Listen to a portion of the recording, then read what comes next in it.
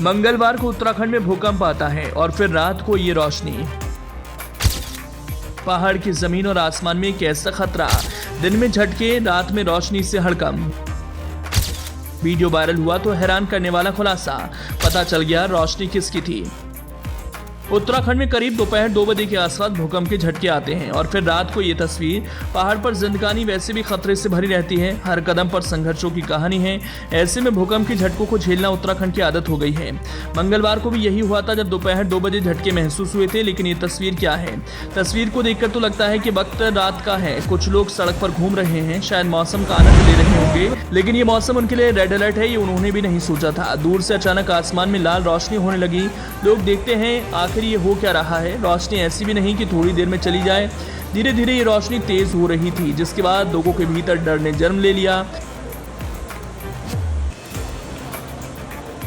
लोग सकते में आ गए कि अब क्या होगा, क्योंकि दोपहर में इन लोगों ने भूकंप के झटके महसूस किए थे और रात को ज्वालामुखी जैसी आग ने उनको चिंता में डाल दिया। जब देखते हैं कि ये रोशनी और विकराल हो रही है तो लोग भागने लगते हैं। वो सोच लेते हैं अब तो भागना ही बेहतर है, क्योंकि उन लोगों को नहीं पता था ये रोशनी किसकी है।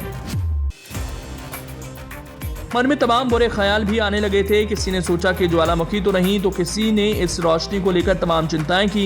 लेकिन जब वजह सामने आती है ये रोशनी कैसी है और किस वजह से इस रोशनी को देखकर लोग दूर से ही भाग रहे हैं, तो पूरा का पूरा माजरा साफ हो गया। आज हम अपनी रिपोर्ट में दिखाएंगे इस रोशनी की वजह क्या है, उत्तराखंड के जिस इलाके में इतनी भयानक रोशनी देखी गई जिसने लोगों को चिंता में डाल दिया।